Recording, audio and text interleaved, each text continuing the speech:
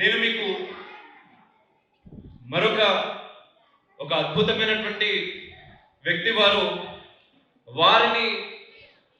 వారిని ముట్టుకుంటే వారిని పట్టుకుంటే మనకు తెలియదంటూ ఏమీ లేదు, వారికి తెలియదంటూ ఏమీ ఉండదు. ప్రతి విషయం మనం చెప్తా ఉండాలి. ఇవన్నీ అనేక సందర్భాల్లో వారి గురించి మీ అందరికీ తెలిసిందే. కానీ నేను చాలా పర్సనల్గా చూశాను. ఒక విషయాన్ని మీతో నేను పంచుకునే ప్రయత్నం చేస్తాను. ఒక విషయాన్ని, మన ఇంట్లో ఎప్పుడైనా సరే ఎవరికైనా ఏదైనా అనారోగ్యం వస్తే మనం చాలా బాధపడిపోతాం. అరే ఎట్లా తగ్గిపోవాలి. వాళ్ళకి ఏదయ్యేదాకా మనం పక్కవాడి పక్కన పెట్టండి, మన పని మనం చేసుకోవడానికే చాలా ఇబ్బందిగా ఉంటుంది మనకి. అరే ఇంట్లో ఒకళ్ళకి బాగాలేదు కదా, ఎట్లా మనం చేసుకుంటామని చెప్పి. కానీ నేను చెప్తున్నాను, నా కళ్ళారా చూశాను. నిజంగా చెప్పడానికి నాకు ఇబ్బందిగా ఉంది, కానీ ఖచ్చితంగా ఇది ప్రపంచానికి తెలియాలండి. అట్లాంటి మహోన్నతమైనటువంటి వ్యక్తి గురించి. వారి అబ్బాయి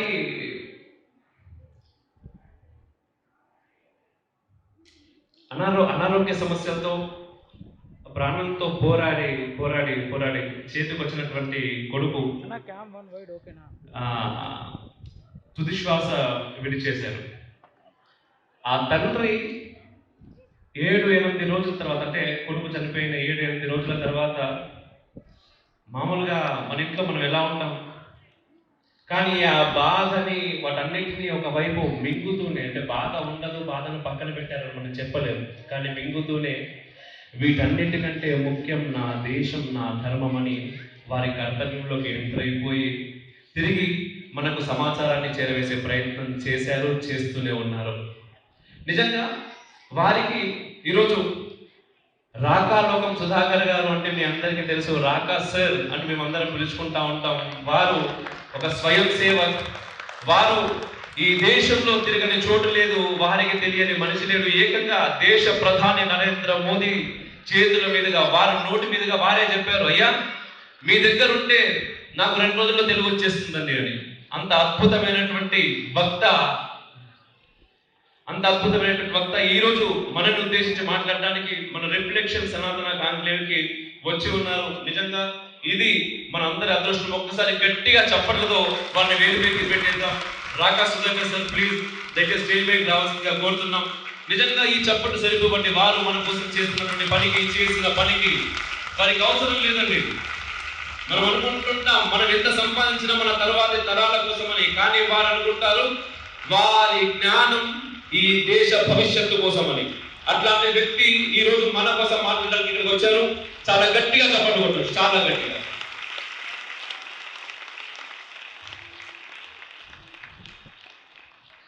పెద్దలారా, మిత్రులారా, మాతలారా, ఇది వందే మాతర గీతం యొక్క 150వ సంవత్సరం. 150 సంవత్సరాల క్రితము ఒక మహర్షి స్వప్నించి, చిత్రించి, కలంలోకి తన ప్రాణాన్ని పంపి తద్వారా రాసినటువంటి వందే మాతర గీతం. దానికి 150 సంవత్సరాలు పూర్తవుతున్నది. యావత్ భారతదేశము ఆ గీతాన్ని పదే మరీ పాడి పులకరించిపోతున్నది. ఎందుకంటే వందే మాతరంకి ఈ దేశ స్వాతంత్రోద్యమ చరిత్రలో అద్భుతమైనటువంటి స్థానం ఉన్నది. ఈ పాటను శ్వాసగా ధ్యాసగా ధ్యానించి ఉరికంబాన్నెక్కేందుకు స్వాతంత్ర వీరులు వెళ్ళారు. ఈ పాట ఉరికంబాన్ని ముద్దు పెట్టుకునే సమయంలో వాళ్ళ పెదవుల మీద నర్తించింది. పోలీసుల లాఠీలు, బ్రిటిష్ వాడి కారాగారపు సంకెళ్ళు మన శరీరాన్ని బాధ పెట్టినప్పుడు మనసు పాడిన పాట వందే మాతరం. ఆ వందే మాతర గీతానికి 150 సంవత్సరాలైంది. వందే మాతర గీతం అంటే ఏమిటి? వందే మాతర గీతం ఏమిటంటే మనం కూర్చున్నటువంటి ఈ సభాగారాన్ని అడగండి, ఈ సభాగారము ఆ కథ చెప్తుంది. ఎందుకంటే ఈ స్కూల్ ఏదైతే ఉందో, ఇది ఒకప్పుడు కేశవ్ మెమోరియల్ స్కూల్, ఇప్పుడు కేశవ్ మెమోరియల్ ఇంజనీరింగ్ కాలేజ్. హైదరాబాద్లో నివసించేటటువంటి హిందువులకు తమకు నచ్చినటువంటి భారతీయ భాషలో చదువుకునేటటువంటి అధికారం కోసం పోరాడే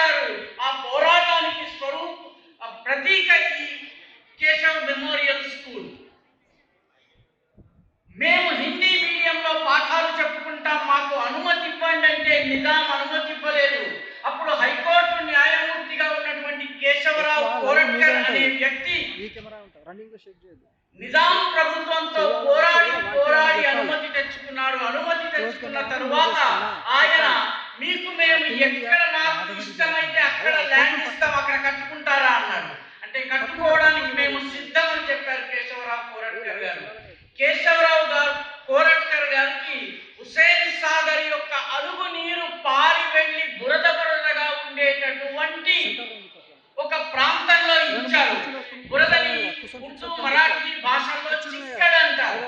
చిక్కడ్, ఆ చిక్కడ్ పల్లి మన ఈ పక్కనే ఉంది. ఈ వెనకనే మనకి హుసేన్ సాగర్ నాలా ఉంది. ఇక్కడ సింహాలు తిరుగుతుండేవి. అక్కడ కేశవ్ మెమోరియల్ స్కూల్ కట్టుకోమన్నారు. కేశవరావు కోరట్కర్ గారు సరే మేము కట్టుకుంటామన్నారు. వందే మాతర గీతంతో స్కూలుని ఆరంభం చేశారు. ఆ రోజు సుల్తాన్ బజార్ నుంచి, కాచిగూడ నుంచి, లేకపోతే కట్టల్ మండి నుంచి విద్యార్థులను ఎలా తీసుకొచ్చారో తలుచుకుంటే మీరు ఆశ్చర్యపోతారు.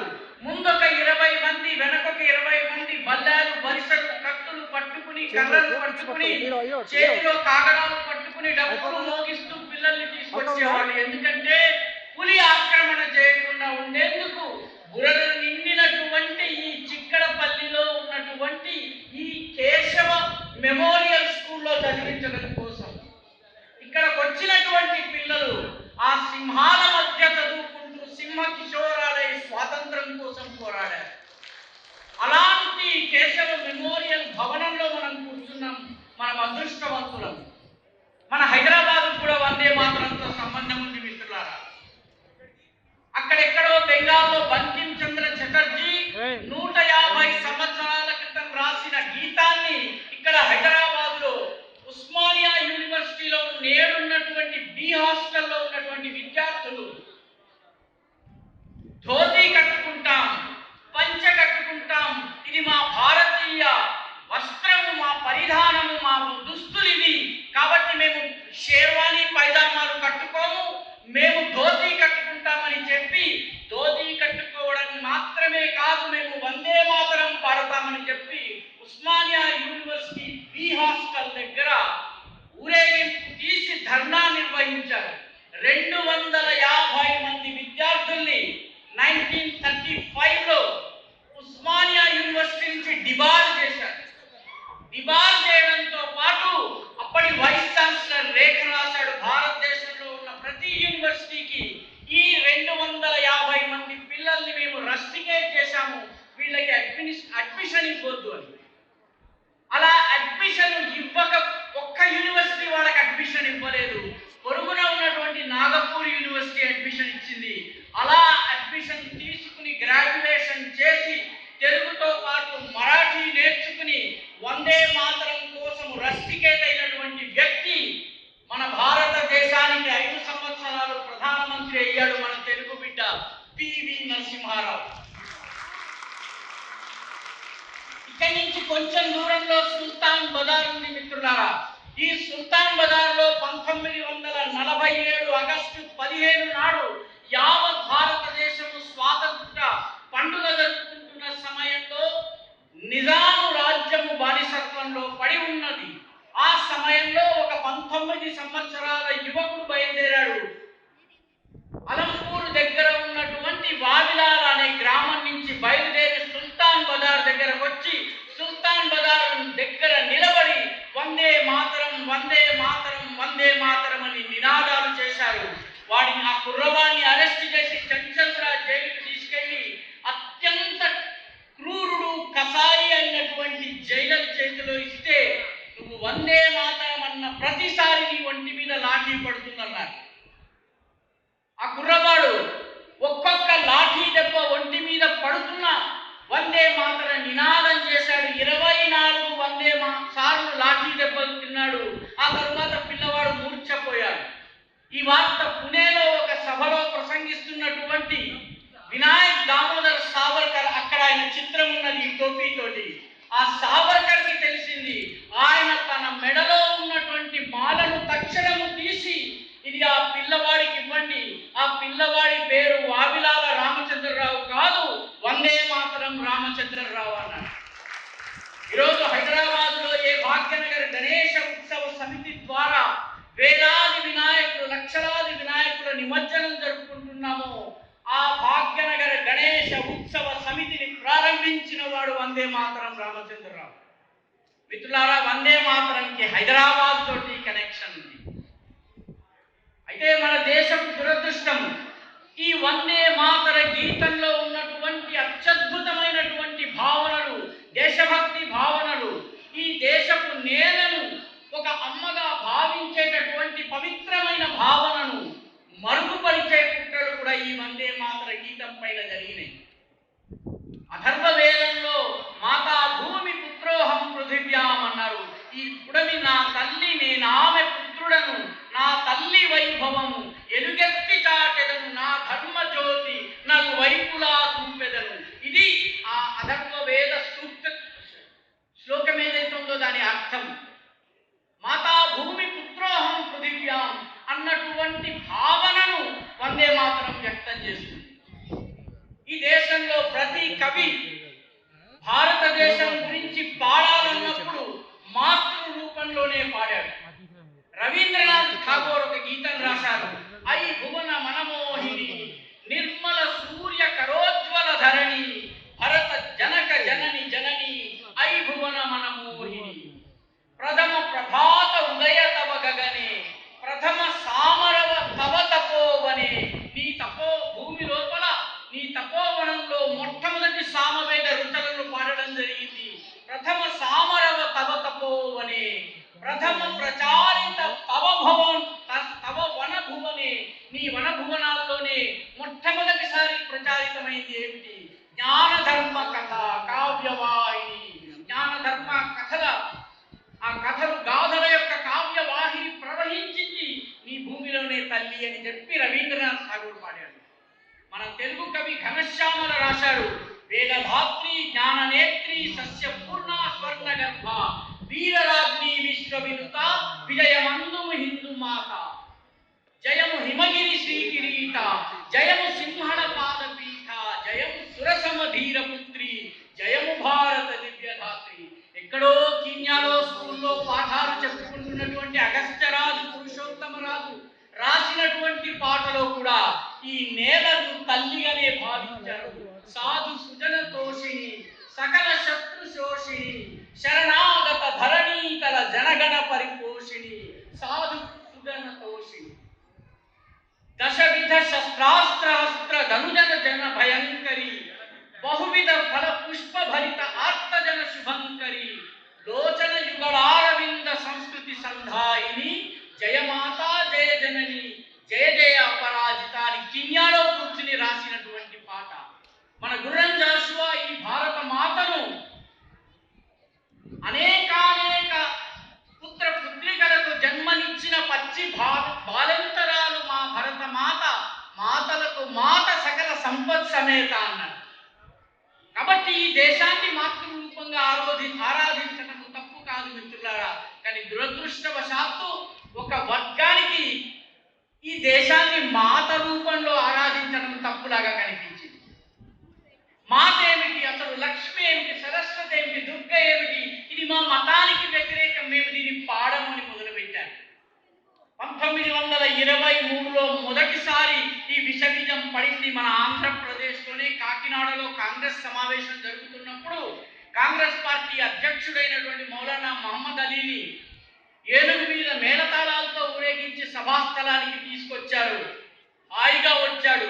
వేదిక మీద విష్ణు దిగంబర్ పలుస్కర్ అనే అపర సంగీత గాయకుడు గాన గంధర్వుడు వందే మాతరం పాడడం మొదలు పెట్టగానే ఆయన ఆపమన్నాడు. ఎందుకంటే ఇందులో లక్ష్మీ సరస్వతి పార్వతి దశవిధ శస్త్రాస్త్రాలు ధరించినటువంటి భారత మాత గురించి మీరు మాట్లాడుతున్నారు, మేము విగ్రహాల్ని ఆరాధించం కాబట్టి పాట పాడొద్దు. అక్కడ కూర్చున్నటువంటి వాళ్ళు అవునవును ఈ పాట వద్దు, వారికి బాధ కలిగిస్తే పాడకండి అన్నారు. విష్ణు దిగంబర్ పలుస్కర్ నిలబడ్డాడు.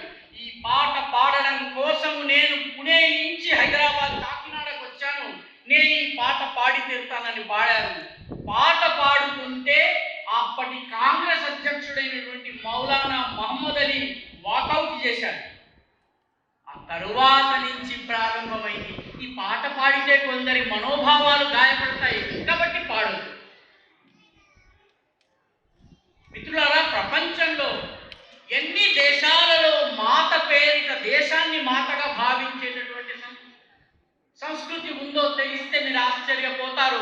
మన పొరుగున ఉన్నటువంటి ఇస్లామిక్ రిపబ్లిక్ ఆఫ్ బంగ్లాదేశ్ జాతీయ గీతం ఏమిటో తెలిసిన? అమార్ సోనార్ బాంగ్లా అమీ తుమాయ్ భాలోబాషి. అందులో 3 సార్లు ఓ మా అని చెప్పి దేశాన్ని స్మరిస్తారు. బంగ్లాదేశ్లో అభ్యంతరం లేదు. ఇస్లామిక్ రిపబ్లిక్ ఆఫ్ బంగ్లాదేశ్లో భారత మాతను బంగ్లాదేశ్ని మాత రూపంలో ఆరాధించడానికి ఇబ్బంది లేదు. మనకు దక్షిణాన ఉన్నటువంటి శ్రీలంకలో జాతీయ గీతం ఏమిటో తెలుసా? దక్షిణాన ఉన్నటువంటి శ్రీలంకలో అప శ్రీలంక మాత నమో నమో నమో మాత. మిత్రులారా, ఇదే నమో నమో నమో అని భారతదేశంలో అంటే చాలా మంది సెక్యులరిస్టుల చెవులకి తూట్లు పడిపోతాయి. ఎందుకంటే నా మో అంటే వాళ్ళకి చాలా భయం. కానీ శ్రీలంకలో ఎలాంటి గొంతు లేకుండా నమో నమో నమో మాత. సుందర సిరివరణి, సుందర శ్రీవర్ణంతో ఉన్నటువంటి అమ్మ, సురేంద్రి అతి శోభమయీ లంక. ఇది వాళ్ళు శ్రీలంక యొక్క జాతీయ గీతము. ఇండోనేషియా జాతీయ గీతంలో ఒక చరణంలో అమ్మా నీ కోసము నా ప్రాణాలు అర్పిస్తాను, అందులో ముందు వరుసలో నేను ఉంటాను అని చెప్పి ఉంటుంది. 1966లో పాకిస్తాన్లో ఒక సినిమా వచ్చింది. ఆ సినిమా పేరు మాదరే వతన్. మాదరే వతన్ అంటే మాతృభూమి అని అర్థము. పాకిస్తాన్ భూమిని ఏమని ఆరాధిస్తున్నారు? మాత రూపంలో. మాదర్ అంటే మదర్, మాతృ అన్న శబ్దం నుంచి వచ్చింది. మాదరే వతన్. వతన్ అంటే దేశం. వతన్దారులు, జాగీర్దారులు, జమీందారులు మనకి తెలంగాణలో అలవాటు. సో మాదరే వతన్ అనే పేరుతో వచ్చినటువంటి సినిమా పాకిస్తాన్ పట్ల దేశభక్తిని పెంపొందించేందుకు వచ్చింది. పాకిస్తాన్కి మాదరే వతన్ అంటే ఇబ్బంది లేదు, మనకి మాత్రం వందే మాతరం అంటే ఇబ్బంది. మన దేశంలో ఒక వర్గానికి మాత్రం వందే మాతరం అంటే ఇబ్బంది. మిత్రులారా, ఈ దేశంలో 1922, 23, 25 వరకు కూడా ఇక్కడ ఉన్నటువంటి వాళ్ళు ఎవరు కూడా ఈ దేశాన్ని మాతృభూమిగానే భావించారు తప్ప వేరేదిగా భావించలేదు. మహమ్మద్ ఇక్బాల్ ఒక కవిత రాసి ఆ కవితలో అంటాడు, మీరే అరబ్ को जिधर से ठंडी हवाएं आई मेरा वतन वही है, मेरा वतन वही है. మీరే అరబ్ అంటే మహమ్మద్. అరబ్బుల నాయకుడైనటువంటి మా మహమ్మద్కు చల్లని గాలులు ఏ దేశం నుంచి వచ్చాయో ఆ దేశము నాది, ఆ దేశము నాది. ठंडी हवा है जिधर से आई मेरा वतन वही है. మాతృభూమి కల్పన, ఈ దేశం పట్ల ప్రేమ మహమ్మద్ ఇక్బాల్ కవితలో వచ్చింది. ఆయన కౌమీ తరానా ఒకటి రాశాడు, దేశభక్తి గీతము. మనందరం పాడుతుంటాము, సారే జహా సే అచ్చా హిందోస్తా హమారా, హమ్ బుల్బులే హై ఇస్కే యే గుల్సితా హమారా. కానీ మతోన్మాదము తలకెక్కిన తరువాత ఆయన వేరే పాట రాశారు. ఆ పాట గురించి చాలా మందికి తెలియదు. ఆ పాట గురించి తెలిస్తే మీరు సారే జహాసే అచ్చా పాడడం మానేస్తారు. ఆ పాట ఏంటంటే, చీను అరబ్ హమారా, చైనా అరబ్బు దేశాలు మావి, హిందోస్తా హమారా, హిందూ భూమి మాది, హిందుస్థాన్ మాది, ముస్లిం హై హమ్ వతన్ యే సారా జహా హమారా, మేము ముస్లింలు యావత్ ప్రపంచము మాది. ఎక్కడ సారే జహా సే అచ్చా హిందోస్తా హమారా, ఎక్కడ ముస్లిం హై హమ్ వతన్ యే సారా జహా హమారా. ఆ తరువాత పాటలో రాస్తారు, కందో కే సాయ మే హమ్ పల్కర్ జవా హువే హై, ఖంజర్ హిలాల్ కా హై. ఖంజర్ అంటే బాకు, హిలాల్ అంటే మత చిహ్నము. ఖంజర్ హిలాల్ కా హై కౌమీ నిషా హమారా, మా జాతీయ చిహ్నము, మా మతపరమైనటువంటి ఖడ్గము అని చెప్పి అదే ఇక్బాల్ రాశారు. కాబట్టి వందే మాతర గీతము ఎప్పుడైతే పాడడం మానేశామో అప్పుడు ఈ దేశపు పతనం ప్రారంభమైంది. మన స్వేచ్ఛా స్వాతంత్ర పోరాటపు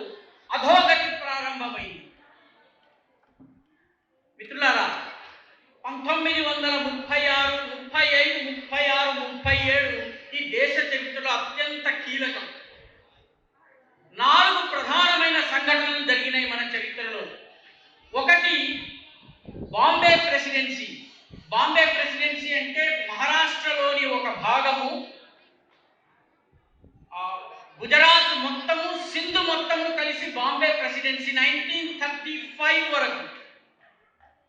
సింధులో ఉన్నటువంటి ప్రజలు మేము ఈ బాంబే ప్రెసిడెన్సీతో ఉండము, మేము వేరైపోతామని పోరాటం మొదలుపెట్టారు.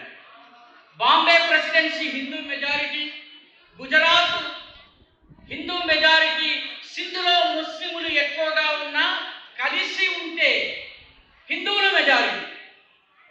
కానీ సింధీలు మాకు వేరే రాష్ట్రం కావాలి, మాకు అక్కర్లేదు, మేము బాంబే ప్రెసిడెన్సీలో ఉండము అన్నారు. 1936లో సింధ్ బాంబే ప్రెసిడెన్సీ నుంచి వేరైంది. సరిగ్గా 11 సంవత్సరాలకి సింధ్ పాకిస్తాన్లో అంతర్భాగమైంది.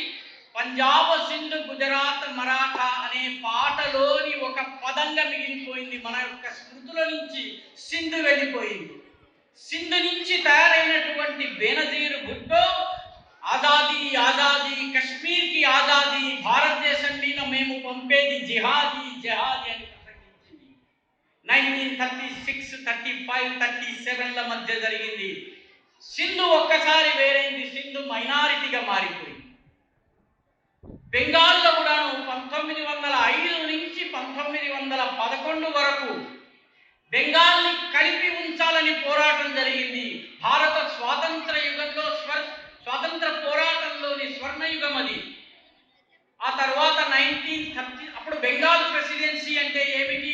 బెంగాల్ ప్రెసిడెన్సీ అంటే పూర్తి బెంగాల్, ఈనాడున్నటువంటి బంగ్లాదేశ్, అస్సాం, బీహార్, ఒడిశా ఇదంతా కలిపి బెంగాల్ ప్రెసిడెన్సీ. 1936లో బ్రిటిష్ వాడు బెంగాల్ని కలిపి ఉంచాడు, ఒడిస్సాని బీహార్ని వేరు చేశారు. ఈ రోజుకి కూడా బీహార్లో ఒరిస్సాలో ఒరిస్సా డే, బీహార్ డేగా జరుపుకుంటారు. ఏ రోజైతే బెంగాల్ నుంచి వేరుపడ్డ రోజుని ఈ రోజు స్వతంత్రం వచ్చిన తర్వాత కూడా పండగలా చేసుకుంటారు. దురదృష్టం ఏమిటంటే బీహార్, ఒడిస్సా, అస్సాంలు బెంగాల్లో కలిసి ఉంటే అది హిందూ మెజారిటీ. ఒక్క బెంగాల్ మిగిలిపోయింది 1936లో, ముస్లిం మెజారిటీ. అందుకనే 70% of Bengal has become Bangladesh. First is Pakistan, then Bangladesh. ఇది కూడా 1936లో జరిగింది. 1936లో మూడవ సంఘటన జరిగింది.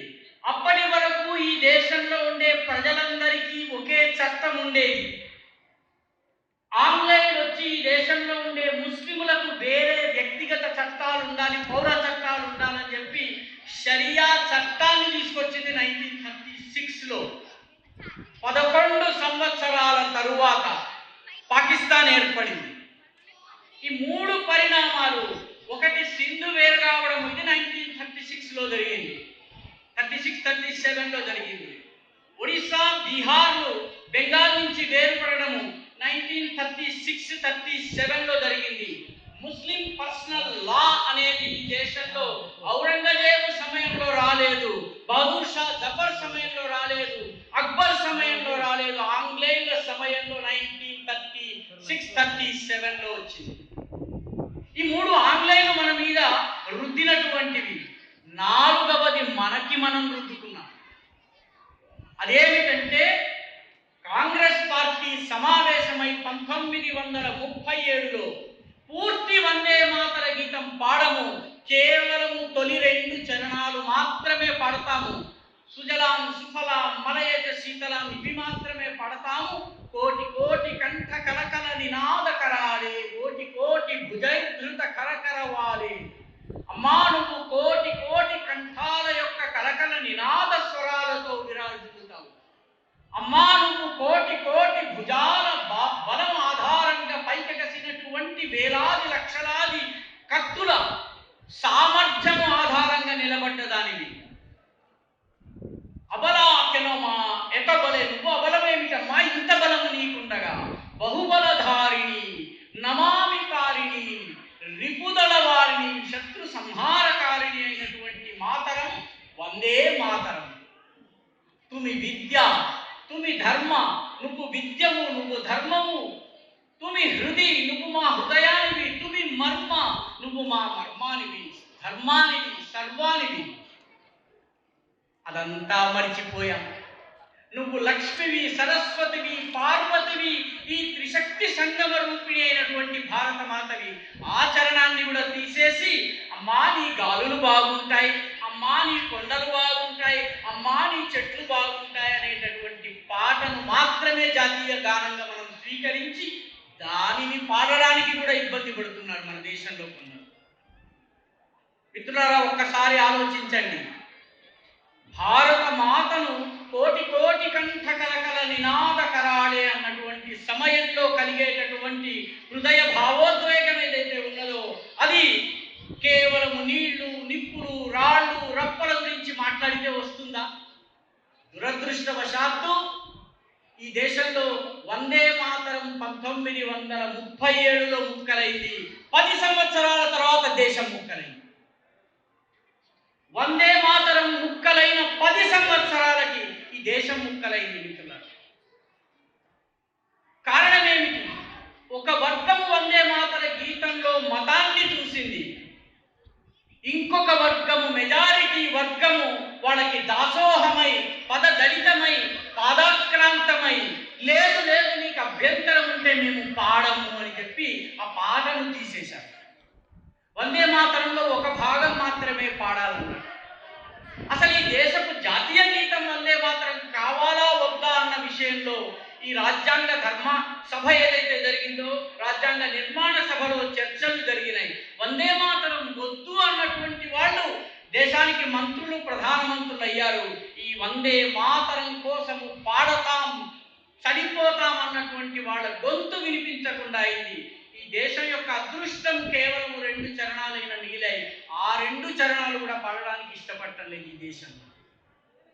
నిన్న మొన్నటి దాకా కేరళ గవర్నర్గా ఉండి ఇప్పుడు బీహార్ గవర్నర్గా ఉన్నటువంటి ఆరిఫ్ మొహమ్మద్ ఖాన్ గారు ఒక ఉర్దూ కవిత రాసి ఆ కవితని ఉత్తరప్రదేశ్లో ఉన్నటువంటి నద్వతులు లేమా అనేటటువంటి అతి సుప్రసిద్ధమైన మద్రసా వాళ్ళకి పంపించి ఇందులో ఇస్లాం మత విరుద్ధం ఏదన్నా ఉందా అని అడిగాడు.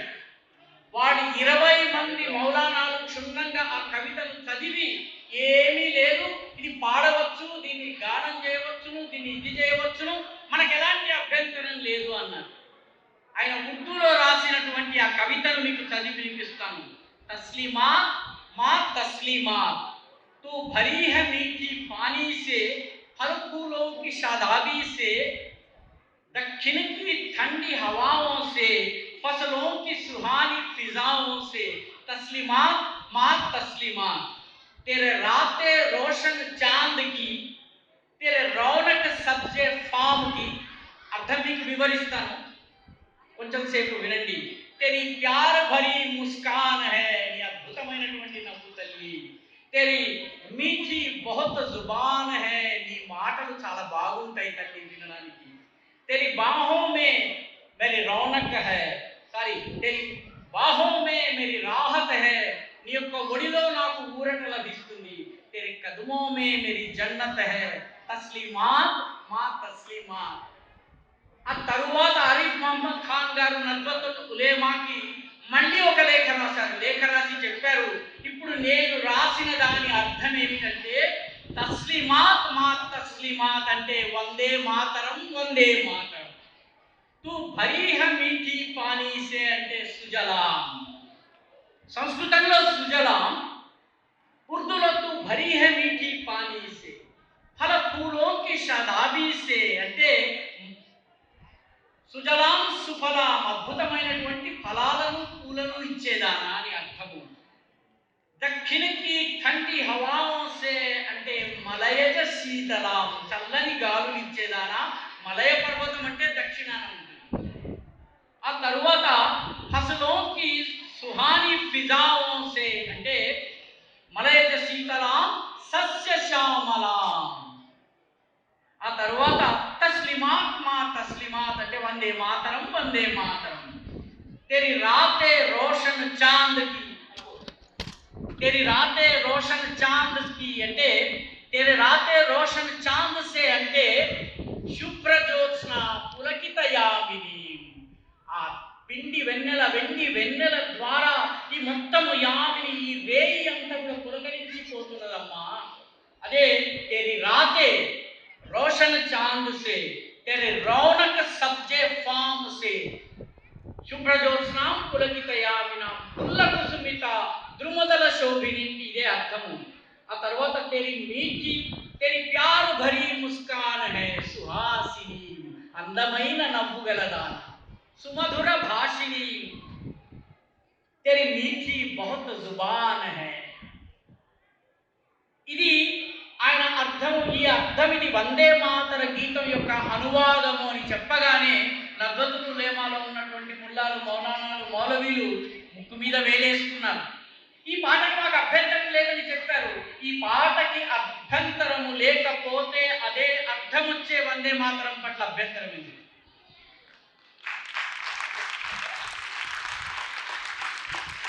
వందే మాతరంలో అభ్యంతరం ఎందుకు మిత్రులారా? గుర్తుంచుకోండి, 1937లో వందే మాతరం ముక్కలైంది, 1947లో దేశం ముక్కలైంది.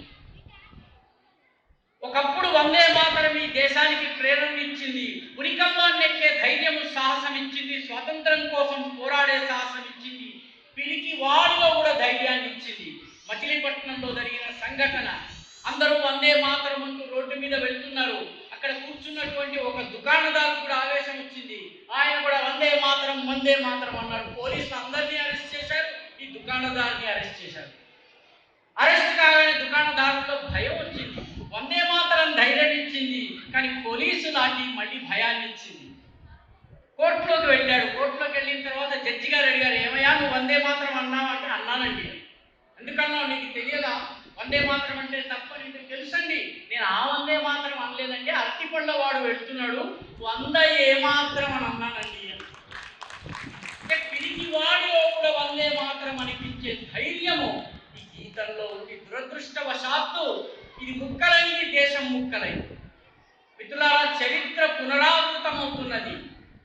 ఇంగ్లీష్లో చెప్తారు, history repeats itself, first time as a tragedy and then as a farce. మొట్టమొదటిసారి విషాదాంతమవుతుంది, రెండవసారి ఒక ప్రహసనంగా ముగుస్తుంది. 1919లో ఖిలాఫత్ ఉద్యమము విఫలమైంది. విఫలమైన తరువాత 1920లో మలబార్లో, నేటి పంజాబ్లోని కోహాట్లో మత కలహాలు జరిగిన, హిందువుల ఊచకోత జరిగింది. మన దేశంలో కూడా సిఐఏకి వ్యతిరేకంగా 1919లో ఉద్యమం జరిగింది.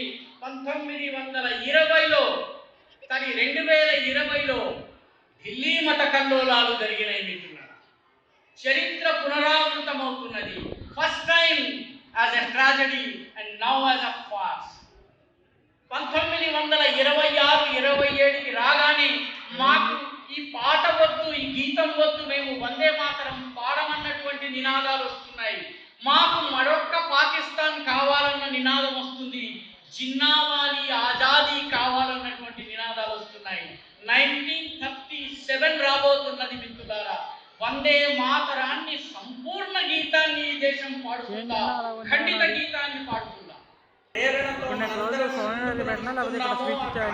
వసనాన్ని జీవన వ్రతంగా ధరించిన స్వామి వారికి, సనాతన ధర్మానికి ఒక్కసారి ఓంకారం చేసి మనము మన ప్రసంగాన్ని ముగించుకుందాం.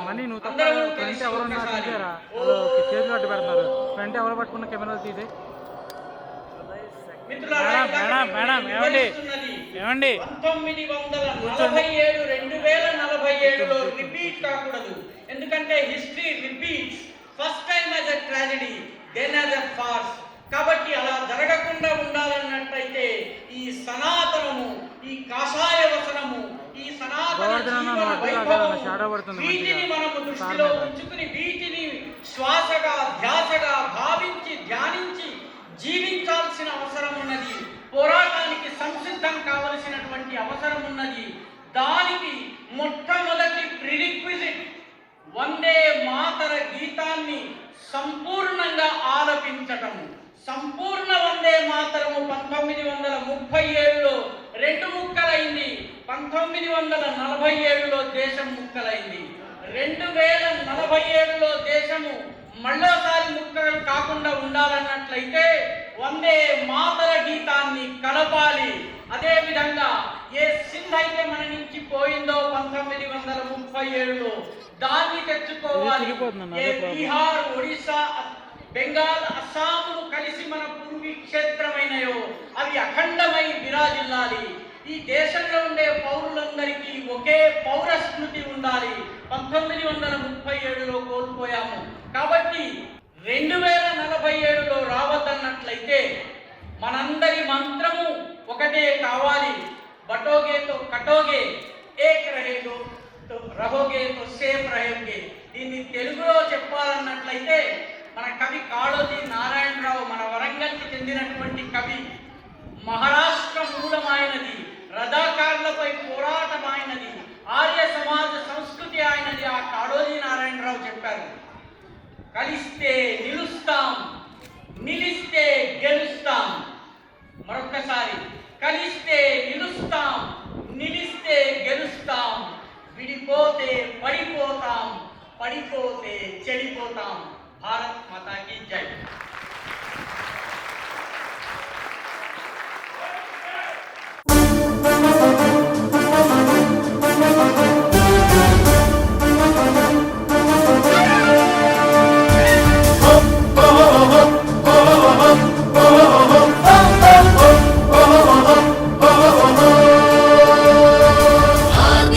అనాదియై అనంత